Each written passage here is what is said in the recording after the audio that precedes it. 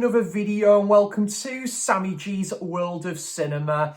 Today on the channel, guys, I'm going to do my first segment into my September Watches Diary, covering all the movies I have watched in the month of September and recording this video week by week. So yeah, guys, I love making these videos. It's just a good opportunity to bring my letterbox diary to YouTube, but also to give you guys a good idea of what I have been watching per month. Yeah, really been having a cracking time doing this monthly watches series since January.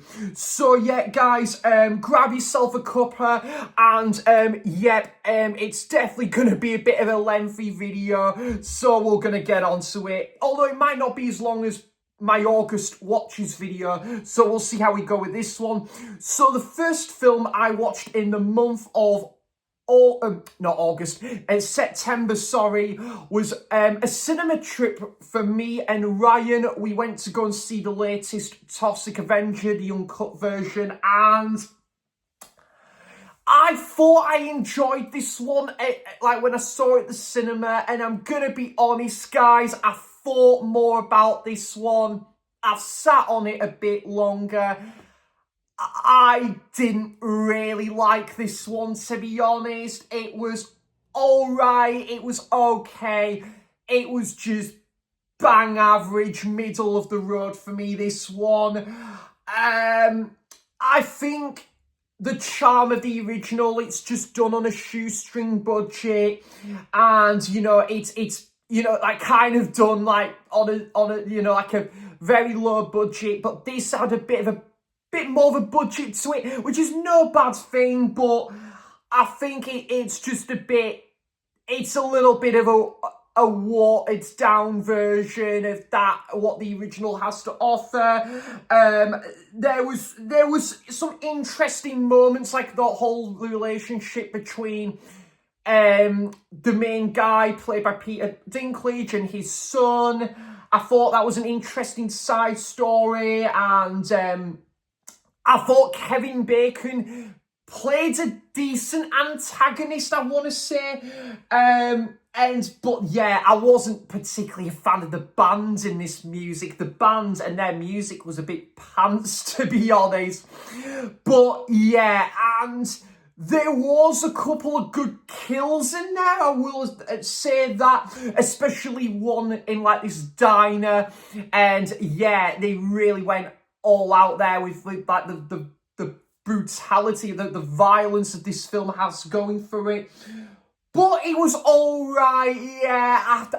But for the most part, guys, I didn't really like this one, to be honest. There were times where I was just a bit, where is this going now? It was fine, guys. It was just, yeah, and I don't think I would watch this one again, to be honest. It had a decent ending, though, I will say that. The Toxic Avenger, the uncut version, I'm going to give a 4.5 out of 10 for that one. Then I watched a couple of Walter Hill films, again, being sat on the shelf for goodness knows how long, over a year.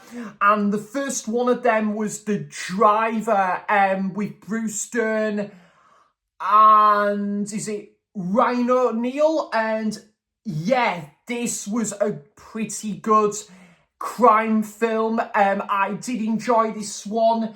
I did like the whole cat and mouse chase between this detective and this getaway driver who's helping these people, get away, when they're robbing a bank or any robberies, and where the police is after them. He's the getaway driver is Ryan O'Neal's character, but on top of this, he's kind of associated with this lady who's involved in this whole criminal sort of underworld as well, and she's there to kind of pick up on any sort of tracks where this detective might be lurking around at this corner and this corner. It was an interesting story, this one, guys. I loved kind of also the latter part where we're on the train and then he's ever so close to trying to capture this guy as well. There was some really good moments to this one.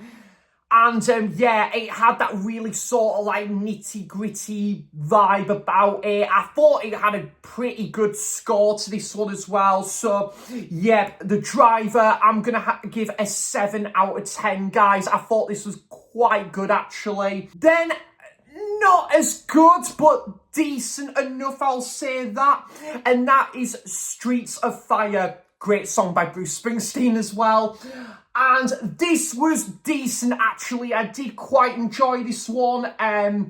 This guy, he's just come back into town and he's noticed that his ex girlfriend has been kidnapped by these bikers, and then he starts to form a plan in order and him and this singer's manager form a plan in order to basically rescue this singer, but also they'll come up with some sort of wheeling dealing this deal as well. I enjoyed this one, and actually, guys, unlike The Toxic Avenger, I did like the music to this one. It had a great 80s aesthetic to it. There was some great scenes, like the scenes where there'd just be these motor bikers that just be absolutely, ripping to one another, that they really would be. I kind of liked how this film had a real sort of commanding feel about it, where there was this army, sort of this jeep that would come in and keep track of where this gang strikes next. It was interesting. Also, I did a young Willem Dafoe as well, who's this leader of this motorcycle gang as well. That was awesome to see.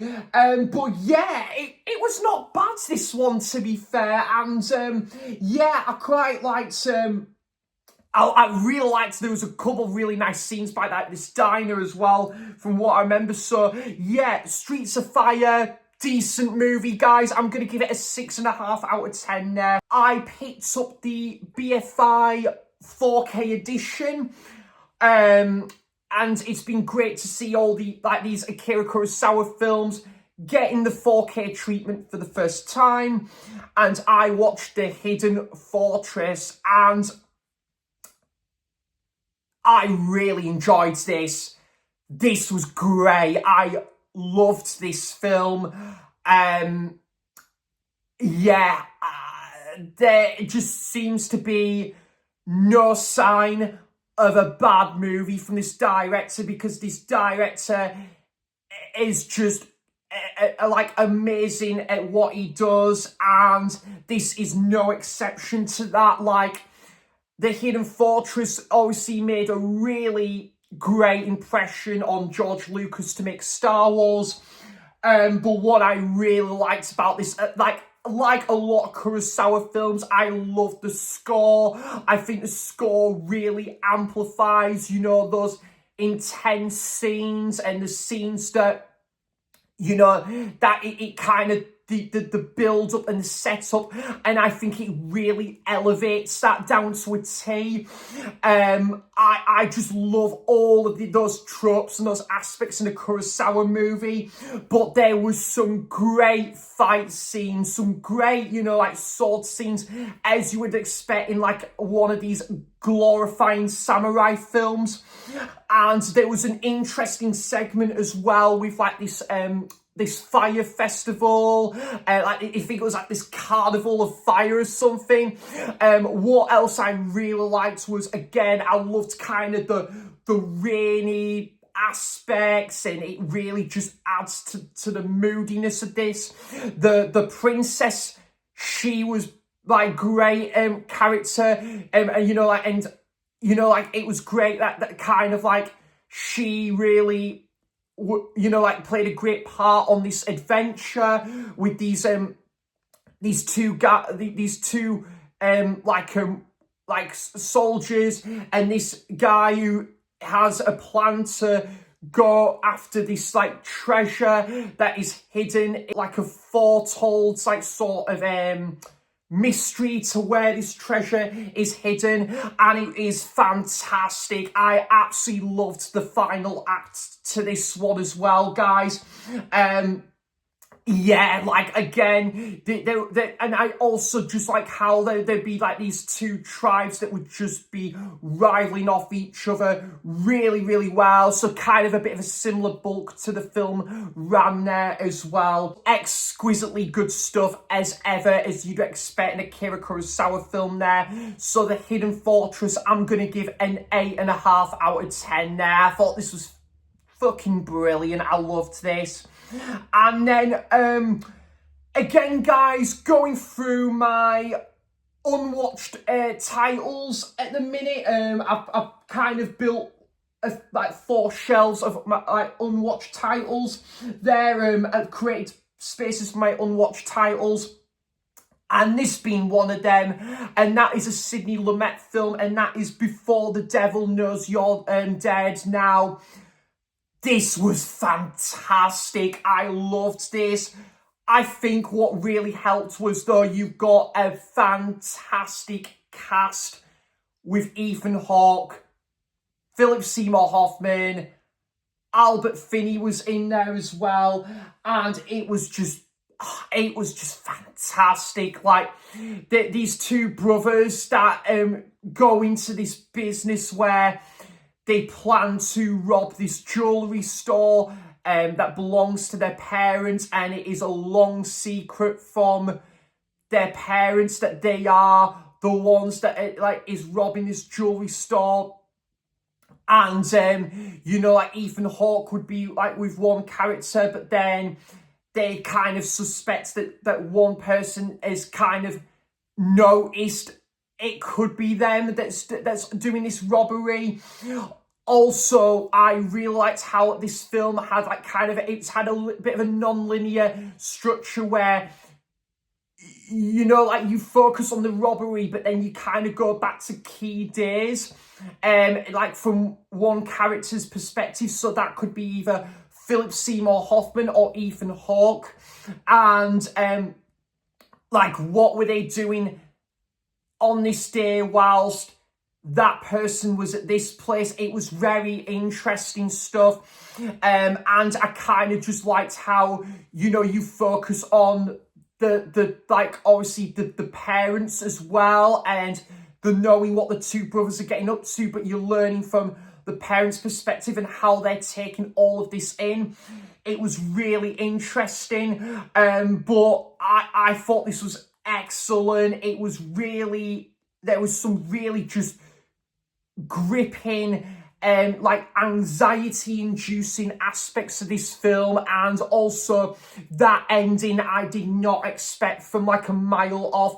There was some excellent performances here, as you would expect with this cast here, and yeah, just I thought it was just a fantastic viewing. So Before the Devil Knows You're Dead, I'm going to give an 8 out of 10 there. Rewatch of Get Carter. Just what a quality film. This film gets better and better on every viewing. I love this film. I want to do a review on the channel this film someday, but I also won't spend ages talking about this one for today, because I do have in the pipework my top 10 British films video, and this certainly, no surprise, will be in there. Everything about this film is just fantastic. Jack Carter is just as cool gets, played brilliantly by Michael Caine. I just love the whole setup, the whole plan that's into this revenge plan. And, like, Jack going through the list of people that was associated with his brother Frank, who was drastically killed one day, and he goes back from London to Newcastle to find out what's happened. And this is just an absolutely fantastic film, guys. It's a Northeast staple, and part of this film as well, by the way, was filmed like by Blythe Beach, by the harbour as well. So like literally just a stone's throw away from here. The score from Roy Budd as well is excellent, and it's just got that really cool 70s vintage slick style to it.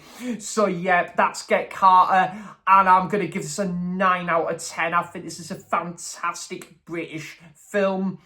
Then I went to the Star and Shadow Cinema to go and see, this is a bit of an oddball of a movie, but I quite liked it. Dougal and the Blue Cat. Yeah, that it is a thing, right? So, this is the original Magic Roundabout film. I think there is a French version of this film. They showed the English dubbed version of this, but to be honest, guys, I didn't mind that. I mean, if there's a film, foreign language film, and I would rather watch it in its original language with English subtitles, but the English dubbed version of this actually kind of works. Like, there was, again, some of the voiceover and like some of the dialogue was just very corny and stuff, but it was a really charmful like little film. Like, this blue cat that's in command and is kind of taking like hostages, really. And and it feels weird to say that about Blue Cats, but Dougal as well, that's having all this sort of like this back and forth nightmares as well. And yeah, the whole scene when he's on the train as well, would meet Brian or Elmatrude. Sebety, is it? Yeah, it was a quite a fun little movie, this one. That, it's pretty harmless. There was some absolutely obscure stuff, that went down in this film as well. But it was a fun little daft movie, guys. And do you know what? I actually would watch this one again as well. Yeah, I mean, I loved the original Magic Roundabout TV show, and this movie was not a bad one. It was decent. So, Dougal and the Blue Cat, I'm going to give a 6 out of 10 there. It was fine. It was okay. Then I watched one of the best movies I have watched for the first time this year, and I absolutely loved this movie, guys. And you know what? I am going to bump my score up a little bit here because I thought more about it. And how much I thought this was a fantastic watch. And that is Birdman of Alcatraz, directed by John Frankenheimer, I think it is, and starring Burt Lancaster, I think based off a book as well. And this was fantastic. This was really good. I've watched another great prison drama this month, because I watched Scum for the first time last month, and now I've watched this for the first time this month, and this was excellent, guys. Like, following the life of this prisoner, I think it's Robert Stroud, I think it is, played by Burt Lancaster, who is sentenced to prison for the murder of a police officer. And pretty much it follows the life of of him in prison, like, for, like, you know, like 30, 40 years onwards. And it was so interesting. And you find that he looks after this sparrow who's injured. And then over time, he kind of like builds like a bit of a safe place for like these birds, like this bird sanctuary and stuff. And this was great. This was a fantastic film. I loved kind of the like where, you know, like you see how prison life, it showcases how prison life is affecting him, and he would be, you know, on the phone to like his mother or his wife, and you know, they're still like going through kind of like to him being in like the news press and stuff. And also, like, I kind of liked how his interaction with one of the like that this warden or that one of the other prisoners as well, who got relocated, and you find they do reunite further on in the film as well. But this, yeah, was like really good, guys. Like, Burt Lancaster's performance, as you would expect, was excellent. And yeah, a bit of a slow burn at times, but when you stick with it, it's really good. Like, there's one final part of the film that, yeah, I did not expect in the slightest. And, you know, it just really just showcases how drastic things can get when it can go drastically wrong in this prison. And you see much more and more of that in that final part of the film. But yeah, a really great film overall. Birdman of Alcatraz, I was going to give this an 8, but now thinking about it more, guys, and I would watch this one again, by the way, I'm going to give this one an 8.5 out of 10. I thought this was excellent. It really was. And the acting's just brilliant. And I thought this one was going to be in colour actually originally, but it was in black and white. And no bad thing, of course, some of the greatest films ever in black and white, and this was another great one.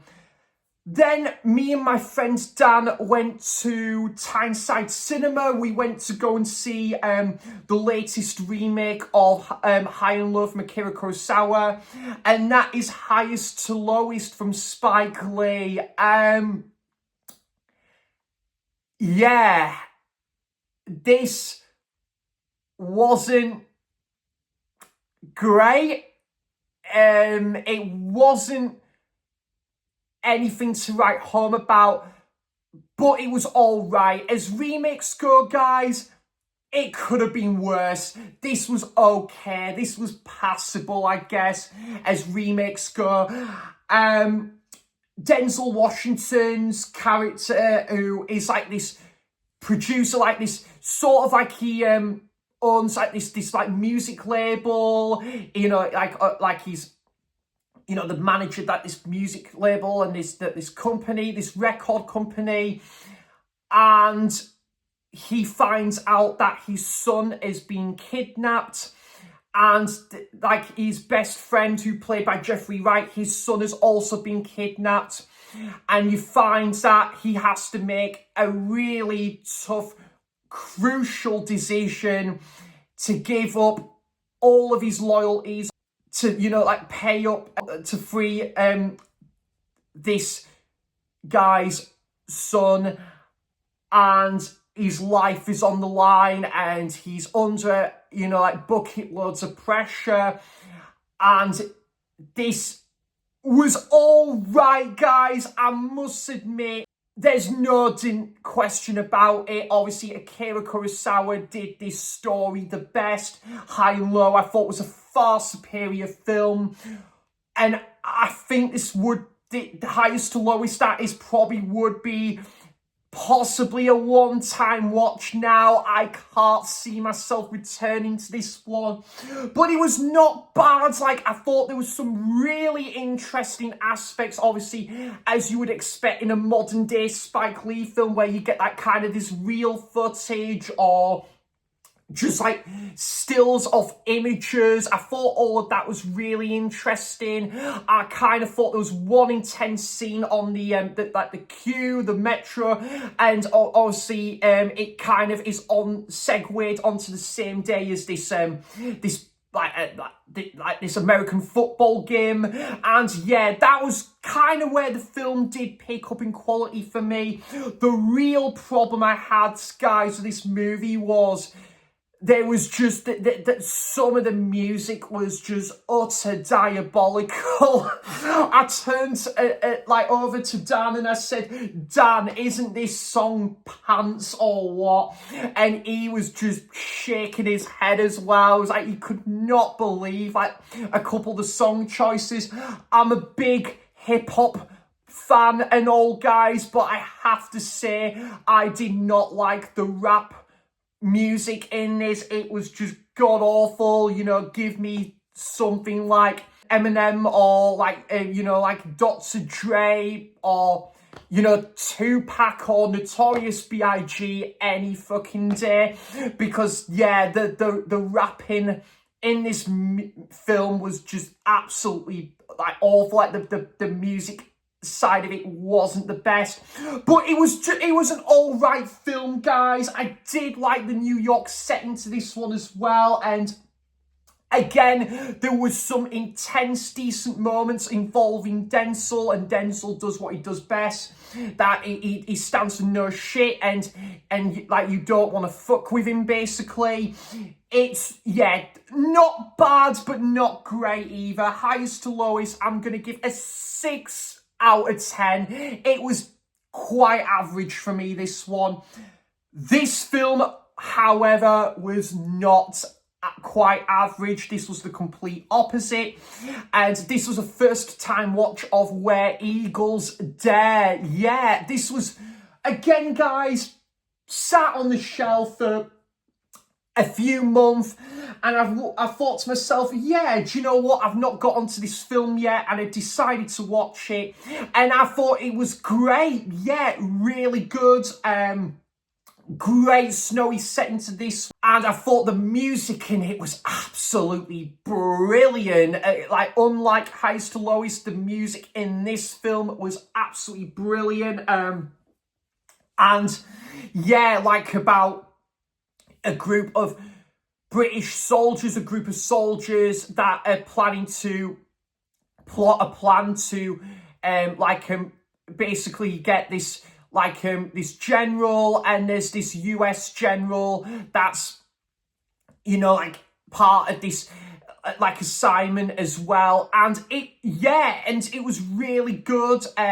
Couple of scenes that was it had you on edge, where there's a couple of characters that are going undercover in this mission and on this assignment, and but obviously their heart is pounding knowing they're on this territory, and in this base, and it was really good film. I loved a couple of scenes where there would be this jeep, and this jeep would be chasing one another. There was some really intense shootout sequences as well. Again, I liked that there was one scene kind of by the mountainside, and again it was quite a a cunning moment of the movie.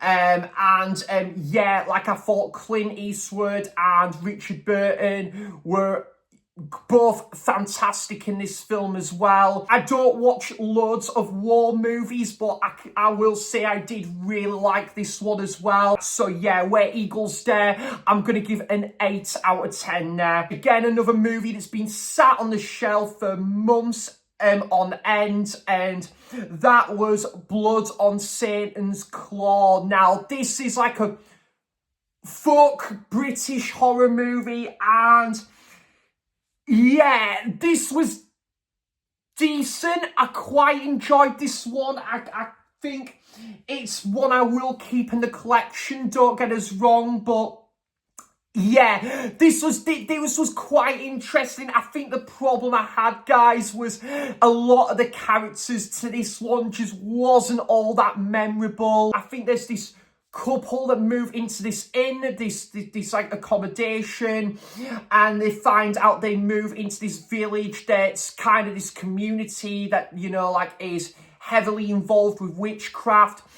And then you find that there's this that one girl is taken victim and she's been summoned with the devil, basically, and you find there is a shift in tone, a change in direction with her character, and it can spiral out of control. And then you find there's a couple of characters along the way that is kind of looking to track down the person that's kind of you know, like summoned with like this demon as well. And this was not bad, guys. It was okay. There's probably not a lot of rewatchability for me, this one. I think if I'm going to go back and rewatch a folk horror movie, it probably would be The Wicker Man or Midsummer or A24's film Men, something like that. But yeah, this was not bad, but it was not great either. Like, I've just found a lot of the characters just planks of wood.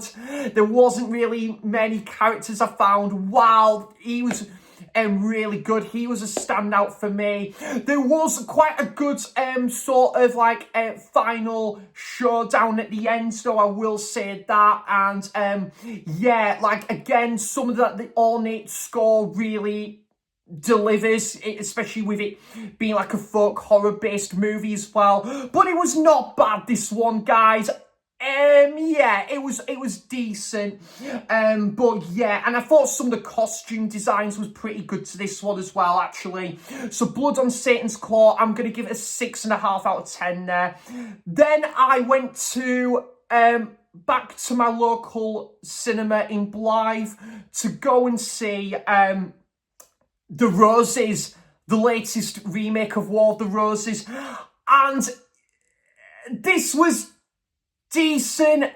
I don't know if I loved this one or really liked this one like I think a lot of people did with this one in that respect, but I quite enjoyed it. It was just, I think the problem was, guys, the first 45 minutes, it was quite slow paced. I was waiting for something to happen. It was quite middle of the road. There wasn't much going on that I found all that interesting, but then the last 45 minutes actually did save the movie for me, actually. And whilst it's not a rewatchable movie for me or one of the best movies of the year, I thought this was quite enjoyable. I thought what again really helped this was the brilliant performances by our two main leads, Benedict Cumberbatch and Olivia Colman.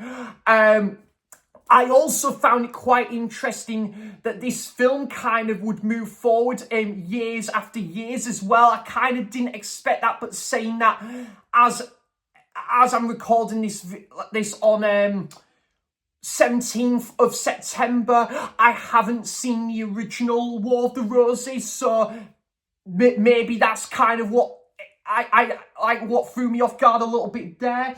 But yeah, there was some good side characters with Chewie Gatwa and Andy Samberg as well.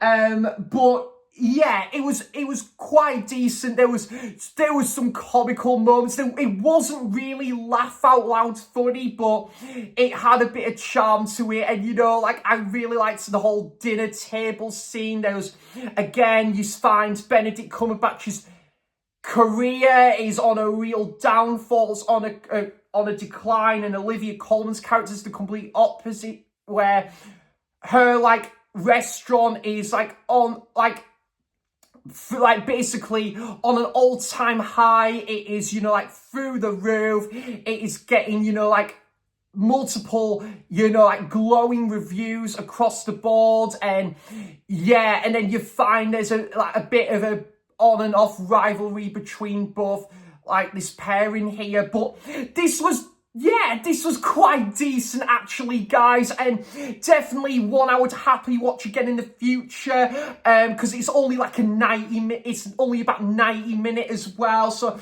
easily one I could probably just chuck on again and stuff. And yeah, I quite liked the whole like sort of chemistry between the dad and like their children as well, and you know, like kind of the children's side of it. They were seeing how work life is affecting their dad, but yet he's trying to keep himself at a steady pace and that. So yeah, not a bad movie, this one, guys. The Roses, I'm going to give it a 6.5 out of 10 there. Then I watched again a film sat on the shelf for over a year now, and I decided to watch it, and that was Hell Comes to Frogtown. Yeah, this was decent, guys. It was okay. I quite liked, again, it had a bit of a dystopian feel about it, a bit of a road trip feel about it as well. Like Roddy Piper, he is under kind of observation where it, like like this government and like this US like government is like basically keeping watch of him. He's basically on watch for basically something that he's previously done, and then basically they're on like this sort of like this road trip and that this mission. Couple characters join along the way, and then out of the blue they go into this sort of, they kind of are striding on this turf where frogs are under command, and frogs are like running this town here, and they kind of are invading their space, and at least when they expect it. And yeah, this was not bad, guys. It was a bit of a daft movie. The first half an hour was a little bit middle of the road, to be honest. It wasn't really going anywhere. But then I think, again, guys, the last sort of 45 minutes is where the film did pick up in quality for me. The whole, again, the whole, like, the frogs and kind of the design on the frogs was quite interesting, quite comical. I also did like the main actress in there as well. I thought she did a really good job. She was definitely one of the most interesting characters in the film. And yeah, there's some cheesy, corny dialogue. The acting is nothing to write home about, but it was an all right, like, decent little film, this one. And yeah, again, it had a little bit of a Mad Max sort of feel about it, but not a bad movie, guys. You know, like, I think I would keep this in the collection. I might give it one more viewing, and if I don't know if it's not gonna have a much rewatch value to it, I might then end up selling it on. But for right now, I will be keeping it. Hell Comes to Frogtown, I'm going to give it a 6 out of 10 there. Also, Roddy Piper was a good leading character, I'll say that as well. Then I watched an Alfred Hitchcock film, another Alfred Hitchcock film. Like many Hitchcock films, I am yet to check out, and I watched Stage Fright for the first time, and yeah, this was pretty good actually. Really enjoyed this one. The main actress, she was fantastic in this film. Actually, got the Blu-ray right here. Yeah, Jane Wyman and Marlene Dietrich, yeah, and also great to see Alison Sim in this movie as well, and Richard Todd. So you've got a pretty good cast to that one, but this was pretty good, where this like actress who her character's on her career, sorry, is on a little bit of a decline. She finds out that this like this person has been murdered, and then this guy is being accused of murder, and she's doing all the best to can to support him, and like, you know, like to prove that this guy isn't the one that killed the like the husband of this singer, this actress. She's doing all she can there, and so also her and I think her father, played by Alistair Sim, is going under, like, basically are trying to investigate in this case and to find out more about what's happened with, like, this murder that's happened. And also on top of this, there is, like, this theatre production that's happening in place as well. She also, to find out, this girl who is an actress, she tries to find out more about this murder by becoming a maid for, like, this actress where her husband was killed.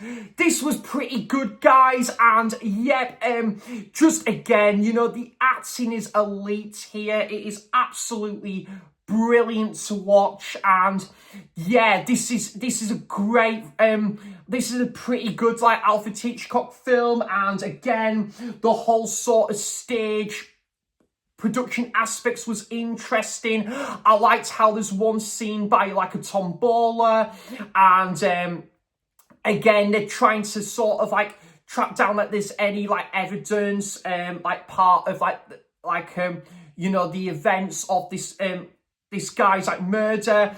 And yeah, I think Alistair Sim was probably one of my favourite characters in the movie as well, but really enjoyed this on the whole, guys.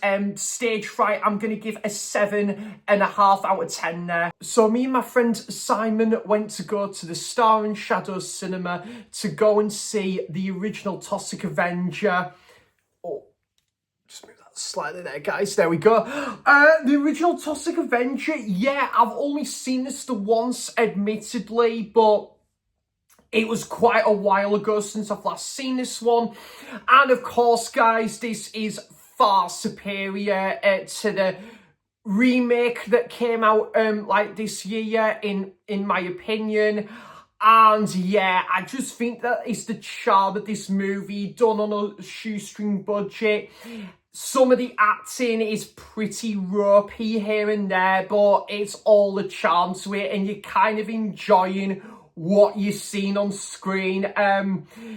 It's, you know, the soundtrack is 80s cheese, but again, guys, it's got that real 80s flavour about it, and kind of what you like about what you are looking for in an 80s movie, and this is another, like, good example of that. And yeah, I just think that, again, it's a good story as well. You see that this janitor is getting a little bit mistreated by this group of thugs and that, and then when he goes into this, like, toxic hazardous waste, the film just flips it on its head, and it becomes a bit of a 180 from there, really. And then he becomes his own, kind of like his own local hero. And then, yeah, and as this, like, Toxic Avenger, and then he kind of wants to kind of rescue people from any, like, sort of, you know, before they are taken victim to any, like, criminal, you know, sort of criminal acts that kind of follow there, and anyone that's about to get taken victim, he will be there to rescue them, but to kind of stop crime as well. And this was, yeah, a really entertaining time at the cinema. Great crowd to this one as well. Oh my god, guys, the police force in this film make some baffling decisions, and you just love it for it. It is just so funny to watch. Like, that main major, or the main major, or the police that would just be, they would be doing some, like, investigation, but some of them would be even bothered about is just like a smoothie drink or something. It is just really good. So there is some, like, pretty ropey dialogue there, but you just love this movie for the, like, one reason to the next. And yeah, overall, guys, a very entertaining time. The guy who plays, like, the main protagonist in here, he's got such an awesome voice to him as well. I'd be quite interested to see what the sequels to this one is as well. So that is the original Toxic Avenger. Then I had a first oh, by the way, 7 out of 10, I forgot to say there. I'd give it a 7 out of 10 for that one. Then I had a first time watch of Eyes Without a Face now. I know Leon at Leon Talks Film, and there's been Craig at Bumpers Movies, and John at Mondo Chelovek has spoken quite highly of this film on each of their channels, and yeah, I thought, do you know what? This has been sat on the shelf, guys, for well over a year now. About fine time to get onto this one. And I had a very good time with this film, guys. I just thought there was something about it that was just, it was kind of like nothing else I've seen. It wasn't really a horror movie as such, but it had a real experimental sort of vibe about it, and you know, it's kind of got a bit of a noir feel, and it's a little bit of a sort of edgy seat kind of thriller almost, but it's so interesting, guys, like how like this mystery just plays out in this film. And I just think, yeah, it's a good movie, guys. Like this professor and his surgeon that just basically wants to kidnap like these ladies one by one, and to kind of like perform this experiment. But this professor's daughter had like a car accident all those years ago, and basically they kind of, he wants like his daughter to kind of like make her look beautiful again, and kind of like to basically remove someone's face to kind of replace her face, if that makes sense. And it was just an interesting story to this one, guys. Like, I just think, again, there was some very interesting layers to this one, and you know, like there was some quite daunting moments, like the one scene where there was all these just barking dogs around as well. It kind of really oozes the sort of like daunting like aspects that this movie was going for, really. But I enjoyed this film, and I thought, you know, it had a little bit of a horror-esque feel about it at times, but I thought it was a really interesting movie, and there was again some really creepy scenes in there where there'd just be like this sort of like this downbeat music playing in the background, and it really just adds to that. Yeah, I found this a pretty interesting movie, and one I would definitely return to in the future. Eyes Without a Face, I'm going to give an 8 out of 10 there. Then a film that has been on the shelf for nearly 2 years now, guys. So I thought it was about damn fine time I finally watched this film. Always going to praise Nige Rock God 2004 for kind of putting me onto this film, because I've never heard about this film before till Nige talked about it on his channel one day, and that is the film The Wraith with Charlie Sheen and a couple of actors. Yeah, guys, do you know what? I had a pretty good time with this one. Yeah, I just, again, guys, a bit like with the Toxic Avenger, you've got to take this film for what it is. It is kind of a product of its time. It's very 80s, but you can have fun with that as well as it actually does tell a good story. And something kind of drastic happens at the start of the film where one character is kind of taken to the fall, and then there's this kind of new rider that comes into this movie and basically gives a piece of his mind. There are some really drastic moments that happen here and there, and now you know that this motorbike gang are like up against like a bit of a new rival to the story there, and I really enjoyed that. I really did like kind of the main love interest in there between Charlie Sheen's character and that girl who's absolutely beautiful, by the way. But yeah, I really did like the chemistry in this film, and it was an interesting side story. But yeah, guys, just some of the kind of the scenes where there would be car race, and you know, it kind of then sets the template for like a bit of a bit of it, you know, like kind of a chase fest, if that makes sense. But overall, a pretty good story to this one. And yeah, I think again, guys, I think if you look to this one and you kind of thought it sounded a little bit dated, I will say, guys, don't be put off by that, because this is a pretty good film and the soundtrack is actually quite decent to this one. So yeah, the Wraith, I'm going to give a 7 out of 10 there. Then I went back to my local cinema in Blythe, which I'm having a great time, guys, going to this brand new cinema, by the way, the Market Pavilion. And yeah, it's been great to support this new cinema, which is only about a 10-minute walk from where I live. And it's just yeah, I've been about 8 times now. I've been to see about 8 new releases there. I'm just having such a good time visiting that place now.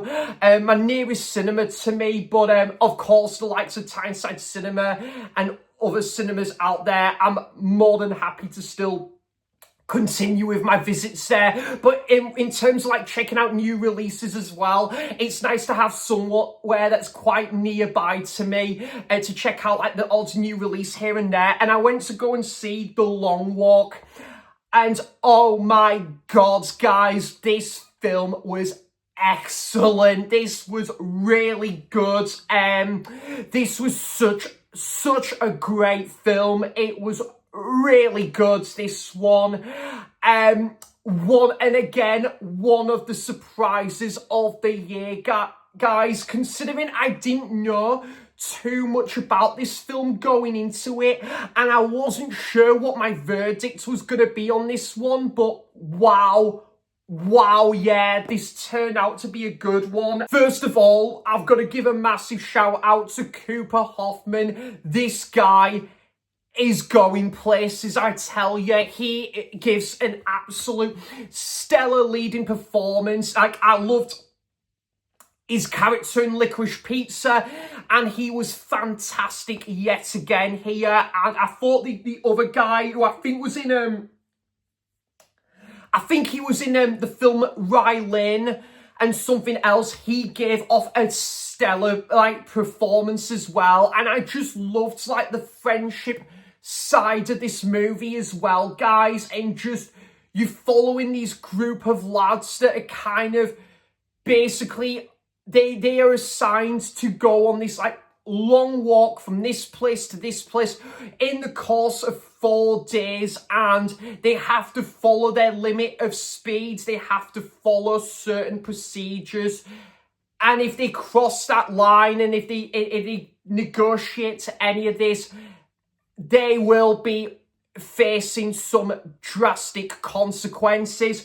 And it was honestly, guys, like there was times where my heart was pounding of what was going to happen to one character or another. The intensity just rose and rise in this film as it went on, because there was a lot of characters that you cared for and you rooted for here. One of my favourite films of the year. I thought this was excellent, and definitely a great Stephen King adaptation. And my God, guys, when that ending kicked in, my jaw hit the floor. I just couldn't believe what happens there at the very last seconds of the movie there. So The Long Walk, I'm gonna give an 8 out of 10 there, guys. I thought this was a stellar film, this one. Robin and Marianne. And you know what, guys? This was actually all right. This was actually better than what I thought it was going to be. Like, I thought, was this going to be one of them cop-out, middle-of-the-road sort of, like, adaptations of the Robin Hood story? But absolutely not, guys. I thought this was quite an interesting one. It was an interesting kind of take this story in. You know, you focus on a more older version of Robin Hood, played brilliantly by Sean Connery and like King Richard. I thought the guy did a fantastic job there. But a really interesting kind of a bit of a journey piece, if you want to call it that, where they do go like to this castle to like for Robin to reunite with Marion, played wonderfully by Audrey Hepburn.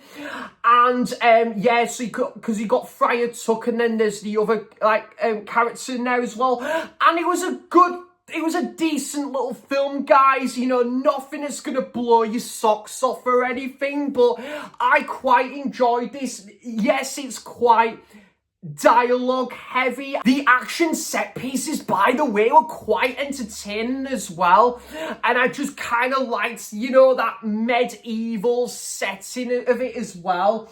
And yeah, overall, guys, this was actually better than what I thought it was going to be.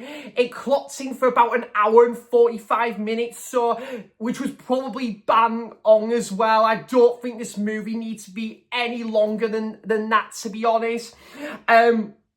But yeah, I did enjoy as well the music from I think it was John Barry in there. It was a fantastic composer as well, guys. So yeah, Robin and Marion, fair play. This was a decent little viewing, this one. And yeah, I did like the chemistry between Sean Connery and Audrey Hepburn in this film. And yeah, love the scenes by like the forest and like kind of the like the battlement scenes as well. The sword fights. There was some good moments to this one. So yeah, Robin and Marion, I'm gonna give a 6.5 out of 10 there. I watched a film on the Radiance Films collection. I must admit, guys, this boutique label I am a bit hot and cold with. You know, I'm not as into this boutique label as much as I used to be. However, guys, I've had this film sat on the shelf for over a year now, and I thought, yep, it's about fine time to watch it. And that is The Landlord by Hal Ashby. And you know what, guys? This was probably one of Radiance's best films, this one. Hal Ashby, who directed Being There with Peter Sellers, which is really good. This is another really good film here, and yeah, this is about Beau Bridges, who plays someone who's kind of like, you know, comes from like a kind of like it's sort of like a bit of a like kind of like a bit of a like kind of a rich family, and you know, and then he decides one day to kind of make way for New York and to like kind of become like to sort of like buy out like this apartment and then to become like his own like landlord and in charge. But then he learns about like kind of the residents, and like kind of like the residents are kind of more used to other rules and that being in place. And then, but yeah, and then when he decides to kind of go forward with kind of like buying out this apartment and then becoming his landlord and stuff, but then yeah, he meets this girl and then he kind of falls in love with this girl, and then he kind of starts to change his view on things and stuff in life and going on. And yeah, overall, guys, this was a pretty good film. Actually, no, really good film here. I kind of liked how it really showcased like what Beau Bridges' character was thinking and stuff, and you know, like there's, you know, he's having all this whirlpool of emotions and you know, things going on in his life, and it kind of comes at its full force, really, through like kind of these illusions or dreamscapes. It kind of really has that zany presence about it, and I really liked that. Also, though, I did really like the scenes where there'd be like a house party going on or by the nightclub and that, and I kind of liked how it kind of had, you know, that 70s New York scene filtered in there. I really did enjoy all of those aspects. But yeah, this was a good film. This was good, and it was good to see something else with Beau Bridges in as well, guys, because I've not seen too many films with Beau Bridges in, but I thought he gave like a good performance, and yeah, kind of one twist that happens near the end, to the end of the film, to the knuckle, that kind of threw me off guard, and you kind of learn more of what is about to kind of, it's going to lead on to as the film progresses. So yeah, The Landlord, I'm going to give an 8 out of 10. Very good film, that. Then guys, I did talk about this film in my first episode of the Unwatched Shelf series. So I did talk more about this film in that episode. So yeah, I might keep this one a little bit brief here, but I did watch for the first time Young Guns, and a very entertaining little western, this one.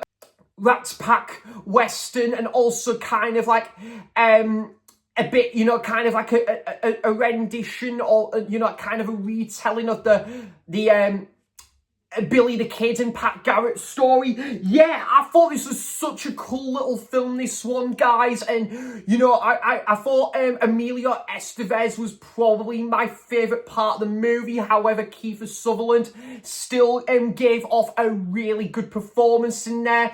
But yeah, I just kind of liked how there was so much going on here, you know, like wherever that's a gang and another gang just rivaling off each other, or there's like this, you know, there's a bit of a love story going on, and you know, like there's obviously things lurking around in like this western town as well, or this hideout by the mountainside. It was a really interesting little film, this one, guys, and yeah, I'm quite up for now watching the sequel at some point. So yeah, I did talk more about this in episode 1 of the Unwatched Shelf series, but yeah, had a very entertaining time with this one. The film Young Guns, I'm going to give a 7 out of 10 there. And then this film, oh my god. Wow, this film. Talk about disappointment, man. I watched the film broken. So, I normally love my British cinema, guys, and I love a nitty-gritty, bleak drama when it's got a story, a substance attached to it. This film, however, guys, just didn't know what it wanted it to be. I didn't know who to root for in this movie. I didn't know what the fuck was happening at times. You know, like, it was too many things just juggling together. And I think what really didn't help was, guys, there was a lot of unlikable characters to this one. Like, you know, like Rory Kinnear, good actor, but he is just a bit of a knobhead in this. And, you know, kind of when he shouts at his family, and then, you know, and then there's things kicking off in their home. It's like, this is just a really, and also I just didn't really like, what was happening with Tim Roth's character. Like, Tim Roth is having this affair, and it's just all kept hidden from him, and when close ones already knew about it, and I didn't buy into all of that. I will say the one character I did quite like, at least, was Cillian Murphy's character, but other than that, I didn't really like this one, to be honest. Like, there's just nothing in this movie that just screams for like a rewatch. Like, you either just see like youngsters just, you know, bickering on and arguing each other, beating the shit out of like one another, and then, you know, family just falling apart, or, you know, like you'd see, you know, like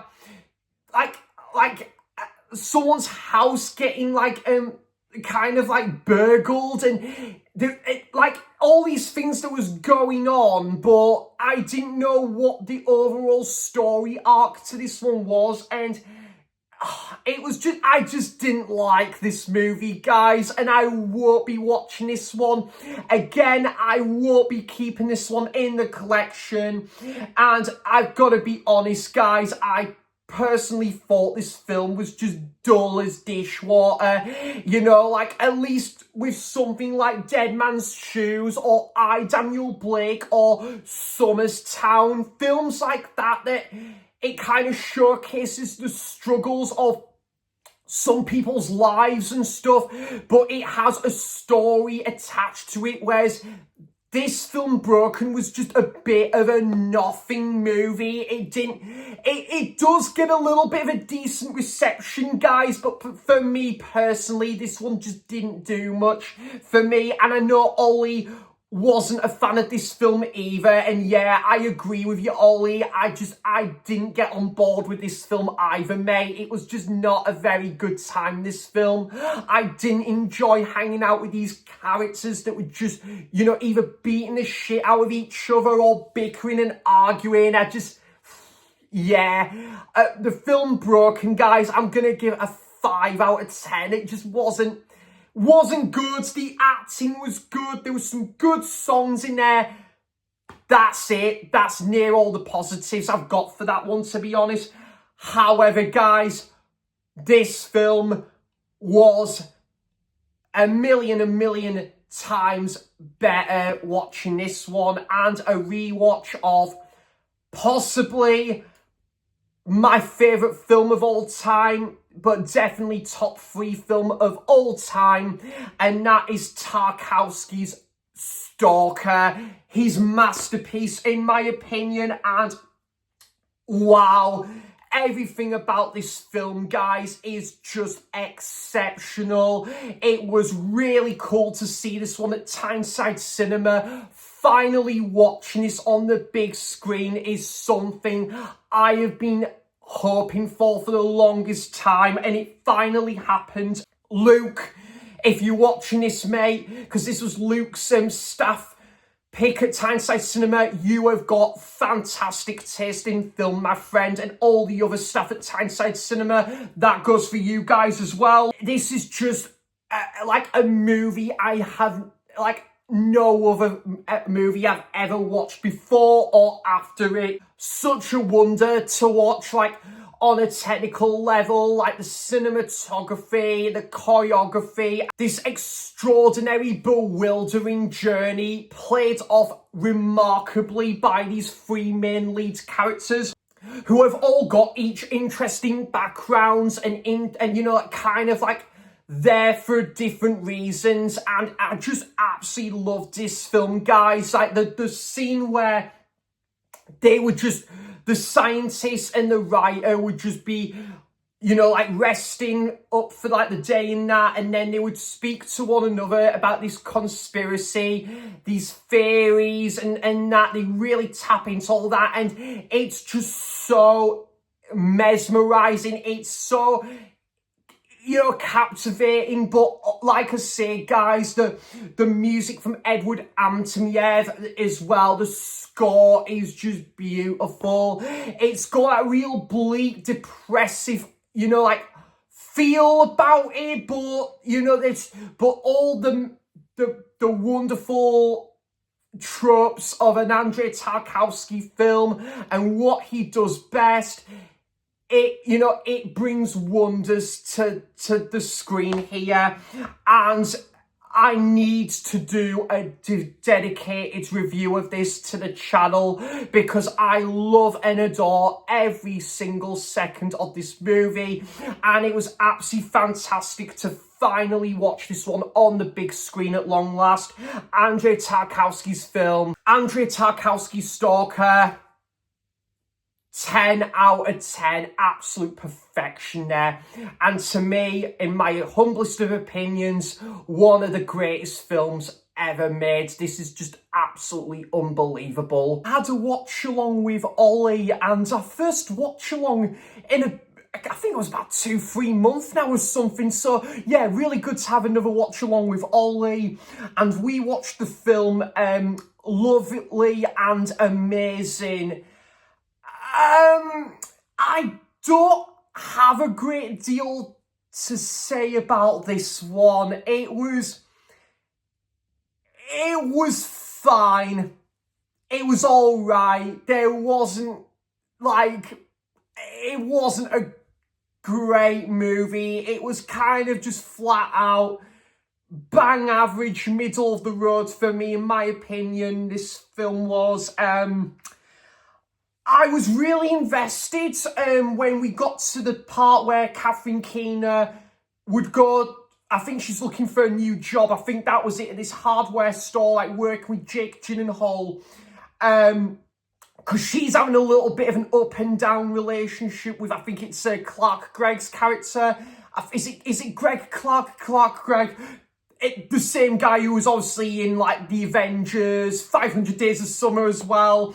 But yeah, so I think that was probably my favourite part of the movie, but everything else, guys, I just found a bit dull as dishwater, to be honest. I found pretty uninteresting. I mean, there was just a lot of stuff that was a bit meh. There wasn't, much interesting stuff going on. I did like Emily Mortimer's character, but I must admit, guys, the relationship she had with that guy and that, I just found a little bit of a washout, to be honest. I didn't find it all that engaging. So yeah, there's not a great deal to say about this one, guys. It was just fine, okay, middle of the road. I don't think I'd watch this one again, to be honest. I think if I was to never ever watch this film ever again, I think I could live with that, to be honest. So yeah, lovely and amazing. It wasn't lovely and amazing, to be honest. I probably would give it about a 5.5 out of 10. This film just exists. But guys, a far, far superior movie in my opinion, and a rewatch of Submarine. I fucking love this movie, guys. I think it is fantastic. I have spoken about this one a bit more in depth in my 10 British Hidden Gems video, but yeah, I will say this is a great directorial debut. I think it is from Richard Ayoade, from the most notable from like the IT Crowd. He was in The Mighty Boosh as well. But yeah, this is just a great film. Like, it feels like a bit of a similar vibe to something like an early Wes Anderson movie like Rushmore. It's got a bit of a similar bulk to that movie in some aspects, and I just love the way this film is shot. You've got like, it's into chapters, you've got that brooding music that would play with this red colour palette to set up the mood, or this blue colour palette where things are a-okay, things are looking a bit more dapperoony. But yeah, I think it's a good, interesting like relationship arc around Oliver Tate and Joanna in this movie.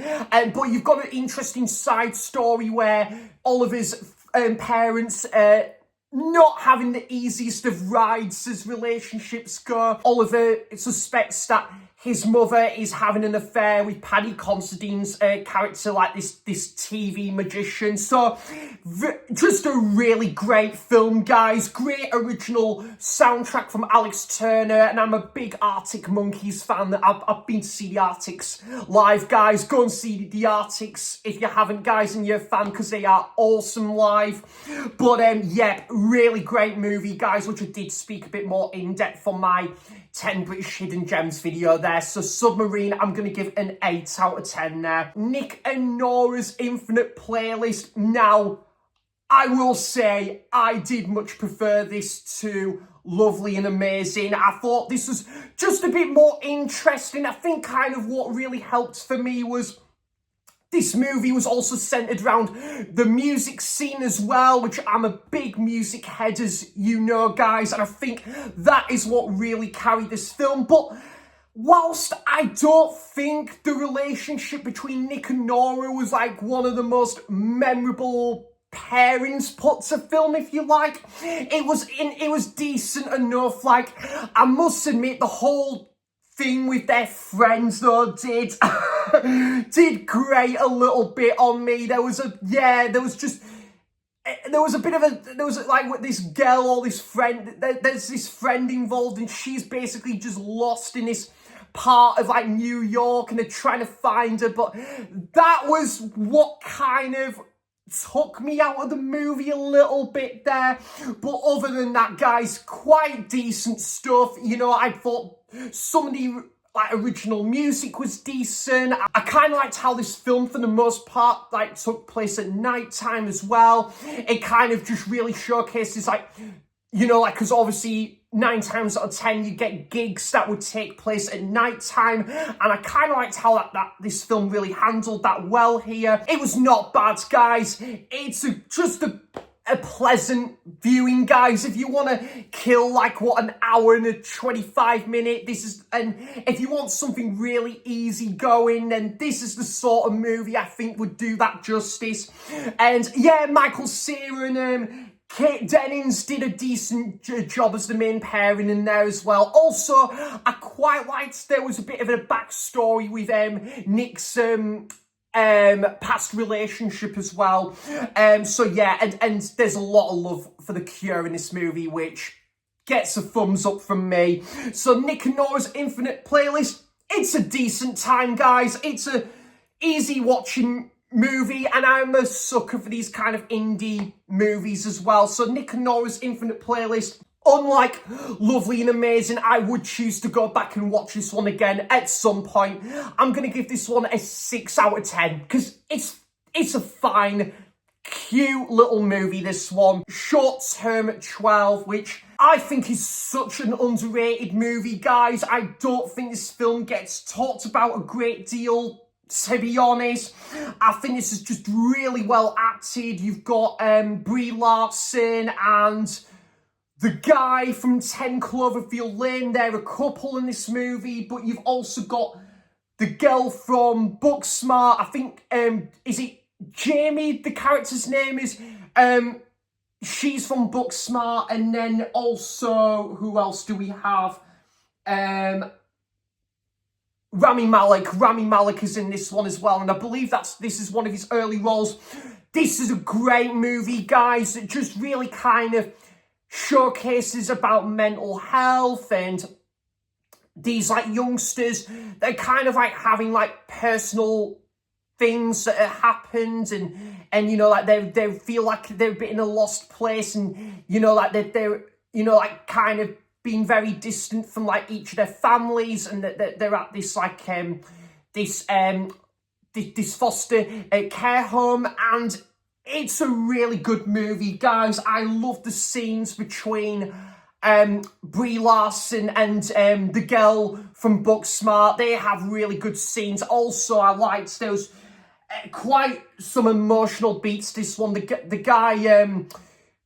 You know, like, I think the character's name's Marcus, who does flip out at one point, and then he's really just kind of at a bit of a loose end, but then he kind of wants to pick himself back up again by, like, he's really into, like, hip-hop, so that lad has got taste right there, because I'm a big hip-hop fan as well.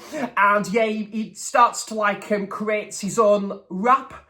And yeah, it kind of talks a bit about his like relationship and stuff. And that was quite an emotional scene there, but really good stuff. Actually, there is an interesting backstory here with Jamie's dad as well. It's great, soulful film, this one. And yeah, I think it's pretty underrated as well. Also, yeah, Rami Malek's a pretty good supporting character to the story as well. So Short Term 12, I'm going to give an 8 out of 10 there. Scrapper from 2023. Yeah, I haven't seen this one since the cinema, and you know what, guys, yeah, this is a really sweet little movie, this one. Whilst I don't think it's on the level of something like After Sun, I still think it's a good little movie, this one. It's like, it only clocks in for about 80 minutes, so again, guys, it's one that you can easily just chuck on, and you don't have to think too much. But as well as that, there is actually an interesting story attached to this one about this girl called Georgie. She's basically looking after herself. Her mother passed away, and she's kind of, you know, like still dealing with grief and loss. And then out of the blue one day, her dad returns home, I think from Spain, I think it is, and it kind of turns her life around, and then certain rules are kind of in place. She doesn't really get on with her dad as much as she's hoped for at first, but then kind of start to see a little bit of a change in direction there when he starts to like spend more quality time together. So this is a good little movie, guys. Again, guys, it does something a little bit different. It's got a very sort of like, it's got a little bit of a sort of like a zany presence, but it does something a little bit artsy here and there as well, and it is quite like unique and stuff. So like with its camera techniques, I really like the whole camera work in there, and as well some interesting layers to this one. But again, just some cool like color grading schemes as well. So yeah, Scrapper, good little movie this one, guys. I'm gonna give this one an 8 out of 10 there. Gifted with Chris Evans, and you've got Lindsay Duncan. I think who else is in there? Otania Spencer is in this one as well. So you've got a pretty decent cast, and this was pretty good. I really enjoyed this one as well. Mark Webb, who directed 500 Days of Summer, so I knew there was going to be something pretty solid about this film, because 500 Days of Summer is like my favourite film ever, and I do need to do a devoted review on that someday. But yeah, really enjoyed this one, guys. I thought Chris Evans was a pretty good like main leading character here, who plays like this uncle. Her niece is really gifted. She's got such a passion for mathematics, but whilst she's kind of, you know, like really succeeding and excel at her school, there is a little bit of a backstory with Chris Evans, his relative, and how she was tragically killed. And they kind of go into a bit of in-depth about like the backstory with like her car accident. Also for Chris Evans, and what kind of like how his history has been with like kind of caring, and also like you know, like if he's been out like drinking and he's got to any other stuff, and this comes back into the picture here. I thought this was a good little movie, guys. I thought the main actress who plays like the main teacher, she was fantastic actually. She might have been, apart from Chris Evans, my other favourite character in the film. I thought Lindsay Duncan did a good job, as well as I think this girl's grandmother in this film as well. And yeah, I thought this was a good little story, this one. And there was some pretty good like song choices that was in this film as well. Also, I just liked kind of the sort of like the coastal town setting as well to this one. Yeah, pretty good film, that one.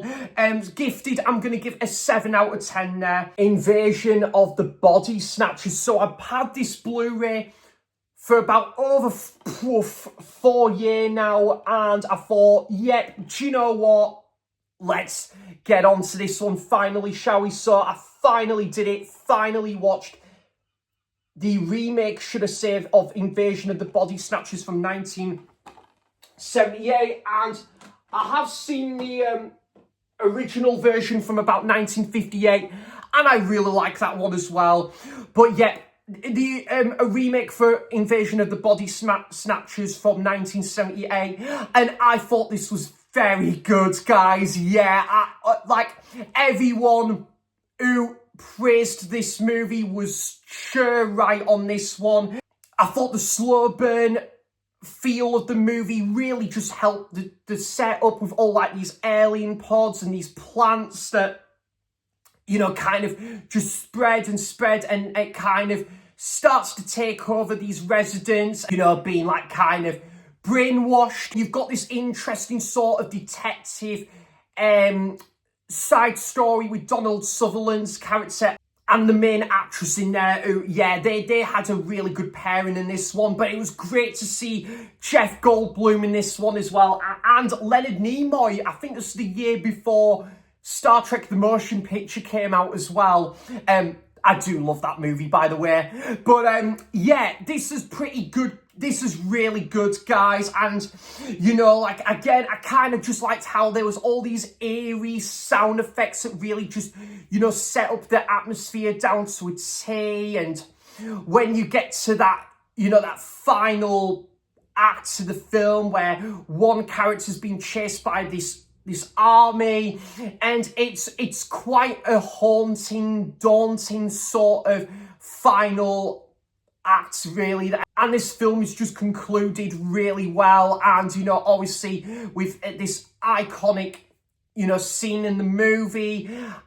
And yeah, I just thought, again, like, the whole alien life that was centered around this film was really interesting. The scientific stuff was a very important part of the movie. You know, it had a very experimental side to the film, which I think it's really good to kind of, like, you know, when you learn about this series of, like, discoveries as well. Some of the practical work, some of the score was excellent in this film as well. Some good performances. And, yep, I really did enjoy this one as well. And that very last scene in the movie is very iconic as well here. So the remake of Invasion of the Body Snatchers, I'm going to give an 8 out of 10 there. McCabe and Mrs. Miller. Yeah, I've had this one sat on the shelf for a little while now, and I thought, yeah, why not give it a go? And yeah, this was pretty good, actually. I did really enjoy this one. I've not seen too many films with Warren Beatty or Julie Christie, but I thought they were very good in this film. Definitely the best part of this film, because there was a few characters I didn't find all that memorable, but it was a pretty good story to this one. I kind of liked, again, when a certain Western goes down, like, kind of the wintry route of things, and I did really like the aspect of, like, this wintry surroundings and that. I know Stephen at Real Classic Film Reviews did a cracking review of this.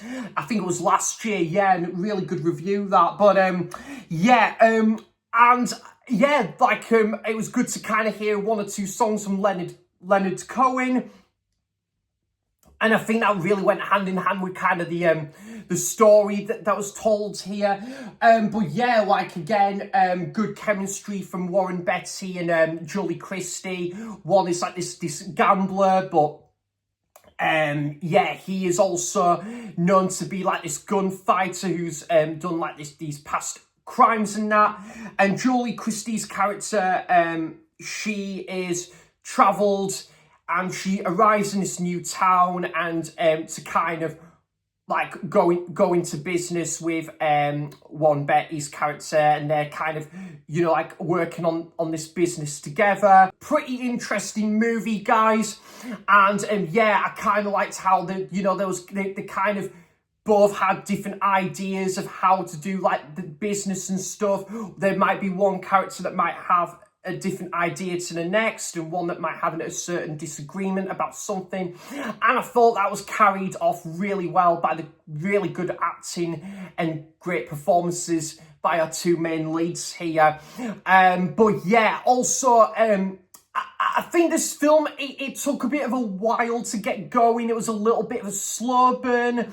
But yeah, I think when Julie Christie's character comes into the picture and she is acquainted with Warren Beatty's character, then that is where, like, McCabe and Mrs. Miller, that is where the film got going for me a little bit there. It was a bit more interesting and stuff. And yeah, I quite liked there was also this chapel as well, and I thought that was a really cool setting for, like, this gambling sort of, like, business and stuff. So interesting stuff here, and good kind of, like, a final act to this one as well. So McCabe and Mrs. Miller, yeah, I'm saying this is good. Would I watch it again? I probably would, but not for a little while or something, but pretty good film, this one. McCabe and Mrs. Miller, I'm going to give a 7 out of 10 there. And the last film I watched in the month of September was Steve Carell film, and I love Steve Carell, guys. I wanted to check out something else I haven't seen with Steve Carell in, and I picked up this Blu-ray, cheap as chips, earlier in the year, and that's the film Dan in Real Life. Again, a film that I think has kind of been forgotten about a bit now. this was all right. This was okay. Yeah, it was nothing to write home about. I think Steve Carell's been in far better stuff than this for sure, obviously. But yeah, pretty interesting story where a guy, this father of like 3 children, he's also a writer, journalist, and he starts to fall for this lady, but little did he know that that lady is actually married to her brother. And then that kind of plays through an interesting like affair that here and there and stuff. And then you're kind of waiting for when our relatives going to be going to find out about this, because this is kind of like a bit of a family orientated film. You know, like obviously when Dan arrives at the, like this home, and and there's like his father, his like mother, his brother as well, and other relatives as well. So it is quite a family, you know, like based movie, this one, but it's not bad, guys. It's fine. It's decent enough. It's one I don't think that's gonna have much rewatchability for me. There was a couple of actually quite comical moments in there, I will say that, where Steve Carell's character's in the bathroom and then he nearly like falls off like this like windowsill. That was quite a humorous scene, I must admit, and one where he's kind of learning like yoga as well. So there was quite a couple of quite comical moments, I will give the movie that. But other than that, it was fine, guys. Again, it's just another one of these like easy-going sort of movies where you don't have to think a great deal. Also, I did kind of like there was one scene where he would have a duet with someone, like I think someone on guitar, and he would sing. That was a pretty decent moment in the movie as well. That's come back to me. So yeah, Dan in real life, I'm going to give it a 6 out of 10, guys. It was all right, decent enough, just not going to be a rewatchable movie for me, that one personally. But yeah, guys, that's it. That's all the movies I have watched in the month of September. And wow, guys, this is pretty good going for me. I think by the time I get this video out, I think this is clocked in for just under 90 minutes or something. So yeah, I think this is definitely been a bit of a an improvement wise with the like kind of the runtime compared to my previous monthly watches videos there. So yeah, guys, September overall, I didn't watch as many movies as last month, but yeah, guys, this was still a very solid month for film. You know, some good cinema trips, some good first-time watches, and rewatches as well. I will quickly say I did go back and rewatch Dead Man's Shoes and Good, Bad and the Ugly, but I didn't talk about those a great deal today because I did talk about them like recently, but I thought I'd give a quick mention that I did rewatch them as well. So yeah, guys, and obviously in the month of October, I think it's fair to say, like many of us, I think this is going to be a horror heavy going month for myself and like many people watching. I think October is going to be like a bit of a horror themed month, I think. So yeah, for the October watches video, do expect that it is going to be like a horror themed special there, but I will try and watch the odds like non-horror movie here and there as well. Like I haven't been to see One Battle After Another yet, but I am planning on to see that next week. And there is a couple other new releases like the Bruce Springsteen biopic, the film called I Swear. So there is still going to be the odd non-horror movie here and there as well. So yeah, guys, hope there was something for everyone in this video. Do let me know your thoughts in the comments. Have you seen any of these movies and what's your thoughts on them. I would love to know all of that good stuff in the comments down below there. So yeah, guys, hope everyone is doing well. Hope everyone is having a wonderful start to October and had a wonderful September, and I'll be back for more content soon. So thanks for watching. Cheers for stopping by, and until next time, I'll see you for the next video. Bye bye. Take care, guys.